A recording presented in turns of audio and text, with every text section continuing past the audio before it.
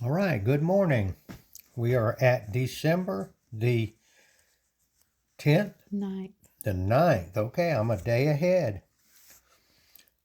I'm going to do a quick review of two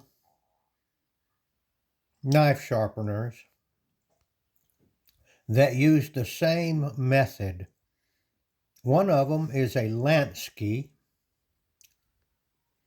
about 50 bucks, time you get shipping and handling. The other one is a Russell. It's about 80 bucks when you get shipping and handling. They both use the same principle to sharpen knives. Let me show you the Lansky. You turn the end here and your rods come out. These are diamond. These are more durable. They won't break easily. And turn it the other way, whoops, and the ceramic rods come out. These are more fragile. If I was to go like this, they would break. That's why they have them in here, stored in here. Once you use them, you put them back to protect them. Now the Russell, I put these rubber bands on here. It only has holes for the ceramic portion. So I had to put rubber bands on it to hold the diamond part. These are much larger and would be more useful for larger knives. Although you can sharpen a larger knife on the Lansky also. Okay, I'll show you how they work. Now I'll tell you this, I have used ceramic rods for years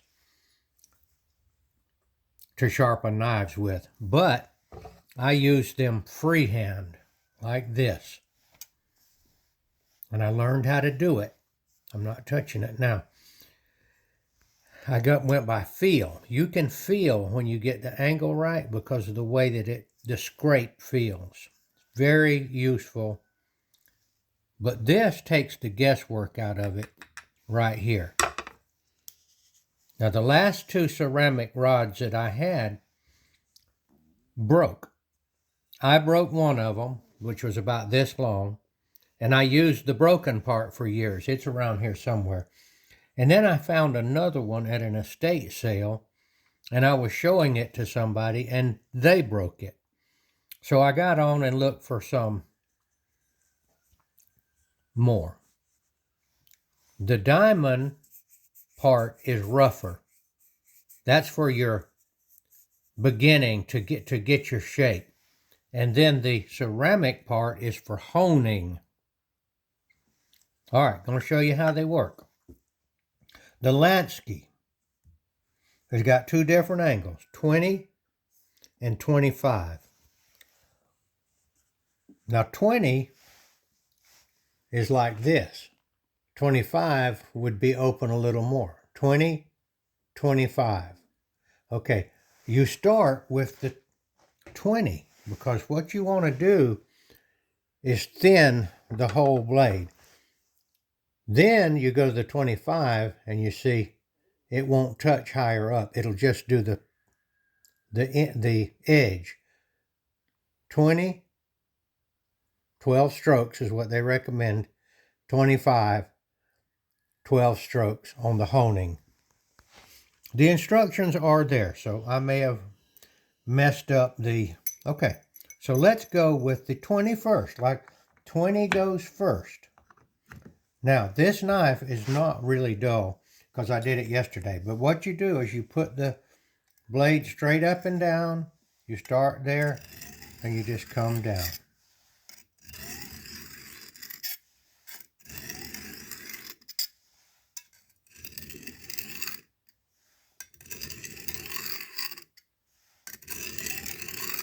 "12 times on each side.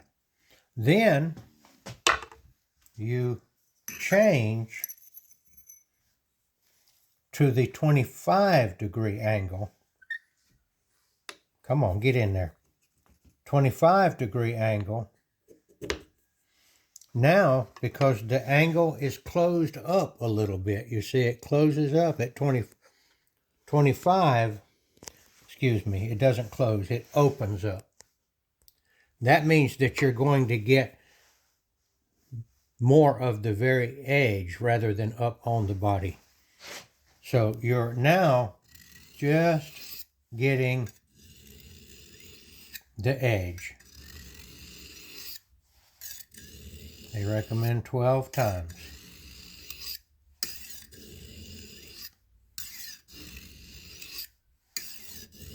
I'm not going to do it 12 times because I've already done it yesterday. Now, this ceramic gets, it looks like a pencil mark on it, you see?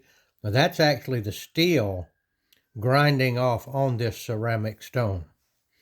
You will eventually, you can turn it to get a clear spot as you work it.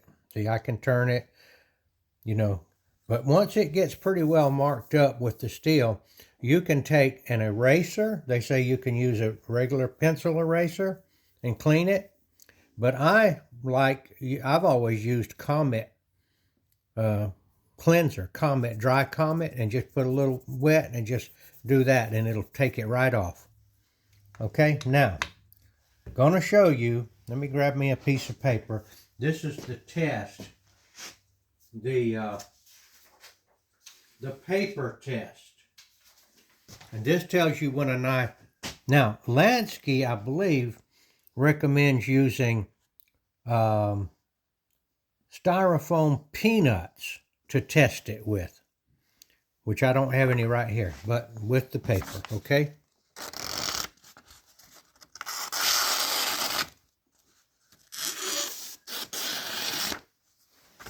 Pretty sharp. It's a pretty sharp knife. Now I'm gonna hone this further with an ancient strop. This strop, made of leather, belonged to my great-grandfather. And I'm going to strop it just a little bit.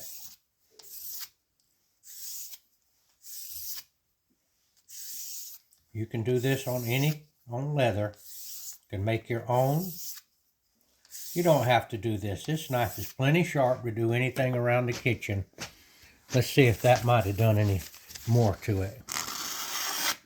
Yes.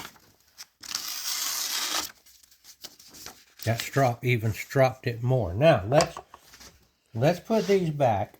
That's the Lansky. This keeps these things stored properly and keeps them from breaking. You got to be careful with them. They are quite brittle, the ceramic ones. These are tougher. Okay, now to the Russell, A.G. Russell. It only has 2 holes for the ceramic rods. The diamond rods do not have holes. So I took a rubber band, laid them up here, and strapped them to this. This is a walnut base. All right, it's just the same thing, but it only has one angle. The angle on this one is, I don't know what the angle is, but it's only one angle.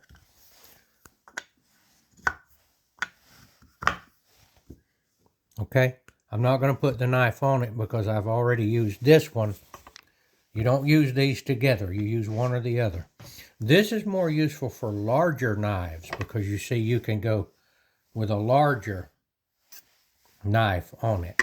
This one is about 80 bucks after shipping the whole thing, 80 bucks.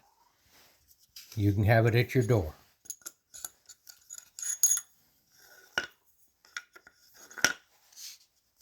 Better for larger knives, but you don't have to use them just for larger knives.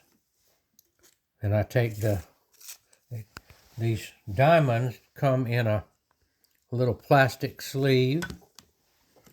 You can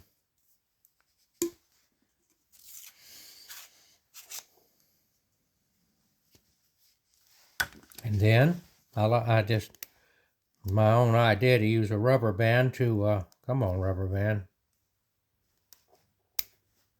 Oh, my rubber band got tangled up. Come on, rubber band. There you go.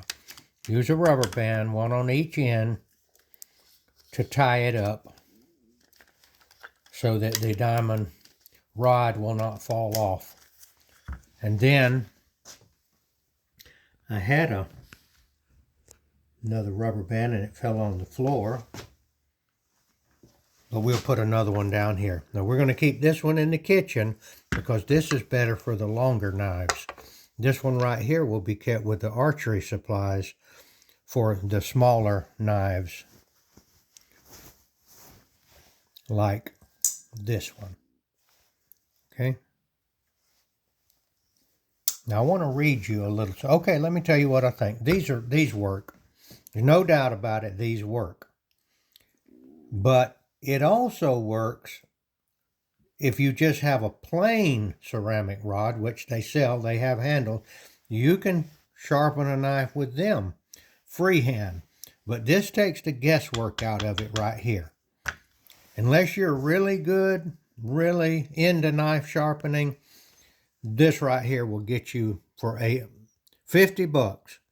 This will last a lifetime if you don't break those ceramic rods.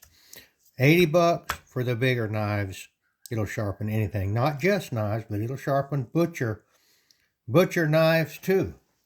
Let's do one right here that I've got that's needing sharpening. This right here. Let's see what we can do with this one right here. Let's see. I bet you it won't cut that paper. And it finally did when I sawed it. But we're going to put a little bit of an edge on this one. Something that I use. I'm going to use the diamond because you use them first. The diamond one cuts faster, okay?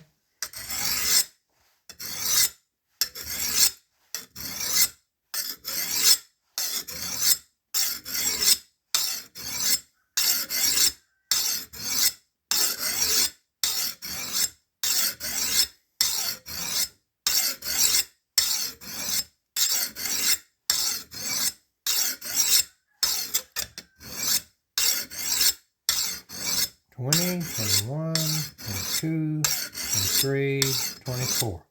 That was 12 strokes on each side. Now we're going to go to if you bop that on that tile, it would break. So be very careful with these. Now we're going to go to the ceramic and hone it.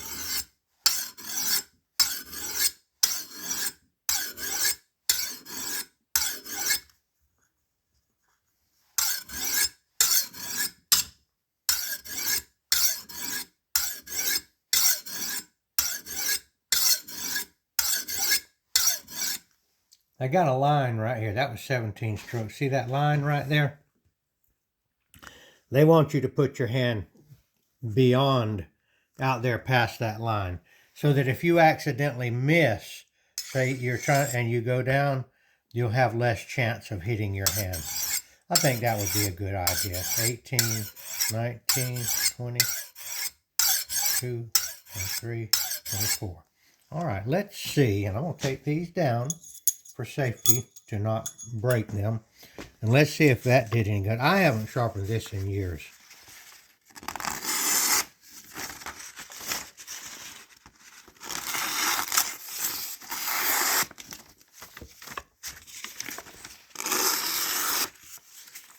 I feel it.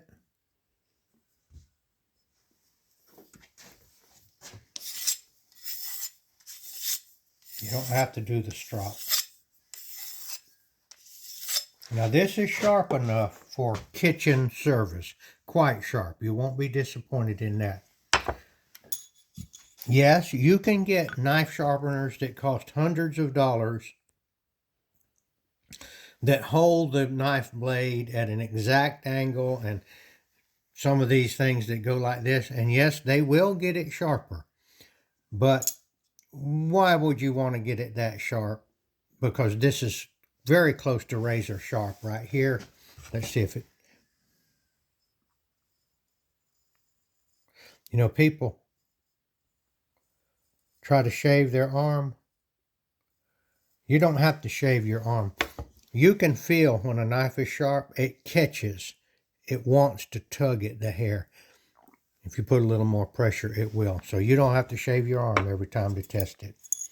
All right.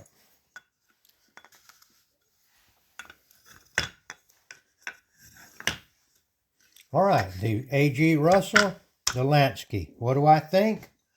They're both well worth the money. It gets you a very serviceable, very sharp blade very quickly. Now, another thing about these knives is don't let them get dull. You got this thing right here. You don't even have to get out the, come on, why don't you go in there? You don't even have to get out the ceramic part on this one every time because the diamond hone does it good enough, for what you're doing in the kitchen. You're not trying to give anybody a shave with it.